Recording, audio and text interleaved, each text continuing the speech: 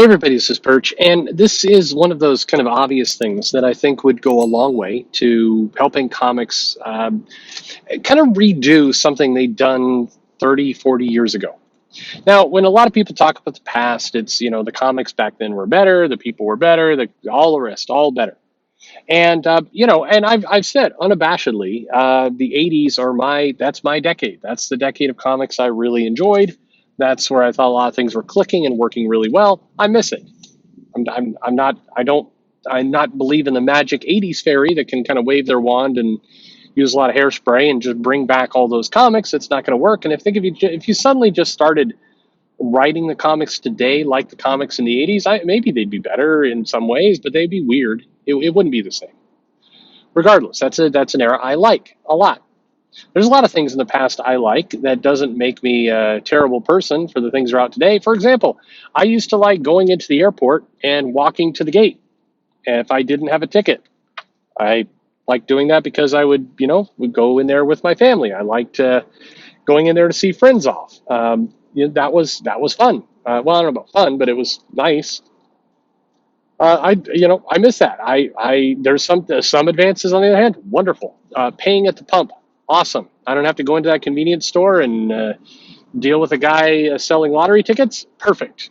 Sign me up. In fact, I was just in a Whole Foods, which 100% of the time I go in Whole Foods to buy food. I regret immensely because if it's not the jacked up prices or the overly BS kind of way that they package the food and the stuff they have there, it's the kind of the snobby. I mean, God, I you know what? I'd go to Arby's at this point before Whole Foods. And part of this driving this is that I go in for soup. Literally, my wife wants soup that Whole Foods has. So I go into Whole Foods to get the soup. I'm there with two little containers of soup, and I wait 20 minutes in line to get out of this place. The place is not put in the checkout yourself kind of function, and I'm watching the person in front of me debate over the type of bag, and then they've got their own bags, but one of the bags has a hole in it, and they're having a whole freaking drama about this stuff.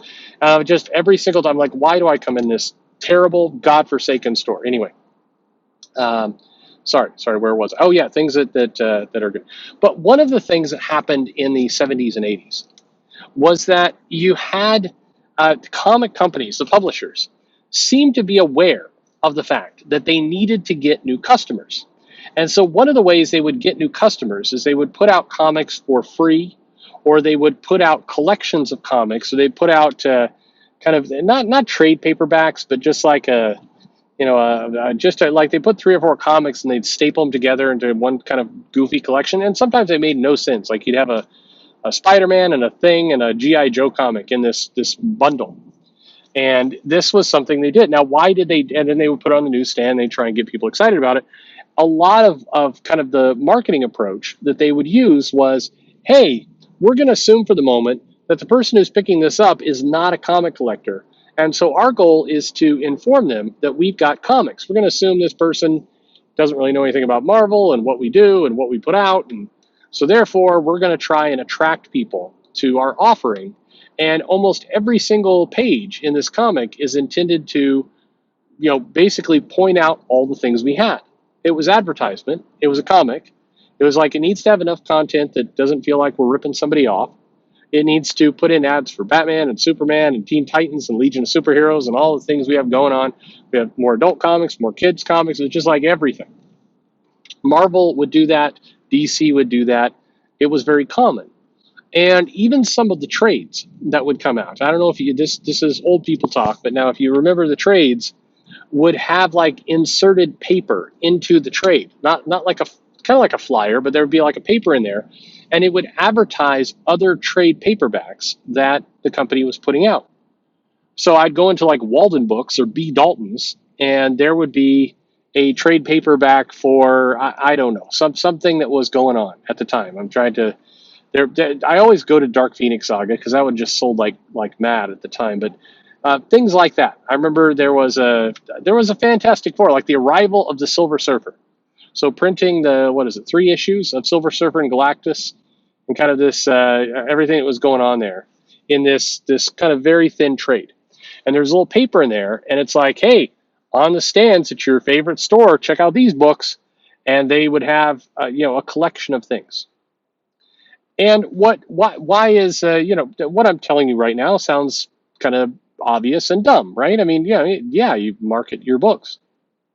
Here's the weird thing: if you go into a store today and you pick up one of the trade paperbacks, you go into Barnes and Noble, you go into there's a couple, like every now and then Walmart will have a few. Target, there's not a Walmart near me, so I'm rarely in Walmart, but there's Target there, and every now and then Target will have something there for no apparent reason. And when you open it up, it's just that. Like Target was selling the Black Panther first trade paperback, the Ta-Nehisi Coates, A Kingdom, was it Kingdom Under My Feet, or the first one, the very first one that he did back when Black Panther was in Wakanda, now not out in space Wakanda, and there's this little trade, and when you pick it up and you look at it, it talks about Ta-Nehisi Coates, it talks about that's about it, and then you get the Black Panther story.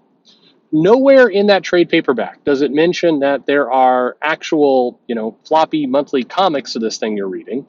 It doesn't mention that there were other trade paperbacks of Black Panther. It doesn't mention that there's the Avengers, which also featured Black Panther. It doesn't mention anything. It's like, this is the thing you got. It's the Coates bit of Black Panther. Here's the comic, the end. That's it. And what's weird about that is that there are people who will go into stores like that, meaning not comic stores, but they'll go into Target, they'll see this thing, they'll go, my girlfriend, husband, boyfriend, son, cousin, whatever it is, liked Black Panther, that movie. They went to the movie and they were excited about it. I'll get them this book. Hey, it's a comic book, bunch of art. My kid likes art. I've heard these conversations of like, hey, my kid likes art. I've had people come up to me who know I, owned a comic store and have drawn from time to time and say things like, my kid has an interest in art. What kind of, they like comics too. What should they buy? And I'll point them in a direction. But why is it that people who are casually buying these products off the shelves, these are not hardcore comic collectors, not readers, why is it that nobody takes the opportunity to market the other things that are available? At best, the current trades will market other volumes of the same character. If there happens to be a volume 2 or volume 3 or volume 1 or whatever it is of what you picked up, the trade paperback might let you know there's other volumes of, say, Black Panther, if you happen to pick up, number 2. But what a colossal waste. And this is one of those things where the knowledge seems to have been forgotten. And I was reminded, I looked at some promotional art from DC, where it talks about advertising partners and promoting, and it aggressively talks about a strategy of cross promotion, of cross selling, of, hey, here's somebody new who may not be into comics. Here's how we'll offer a bunch of different types of comics in different ways to try and get people to start picking up other things. And here's how we will take people who are new to comics and get them excited about comics. This is, again, marketing, sales, advertising, whatever you want to call it, 101. This is the lowest common denominator. This is the easiest thing to do. And it's not like the DNA didn't exist in comic companies. It did. It actually existed pretty well. Once upon a time, they were, I would say, they were good at this. There was thinking and thought behind it. The closest we have now is those Walmart 100-page DC books where they have a bunch of different stories in there and everything else. But even those they were like, hey, there's a comic shop probably near you. You should go out and check out comics. That's as close as it gets, and even that is like a pale representation of what you used to see in the past. So imagine, if you will, imagine if you're Marvel and your strategy is, hey, we need to get anchor customers in to get comics. We need to go to places where comics aren't typically sold, but there might be an interest. Like, for example, I mentioned this before, go to Starbucks, convince Starbucks to, put some trades in there that fit Starbucks. Like put Saga in there. Put, I don't know, put Why the Last Man when it's coming out on TV. And it's like, that might appeal to a Starbucks audience. You got this thing in there. But when you have it in that store, you're not going to get a giant shelf space of 100 plus comics. You're going to get maybe 1 or 2 to promote.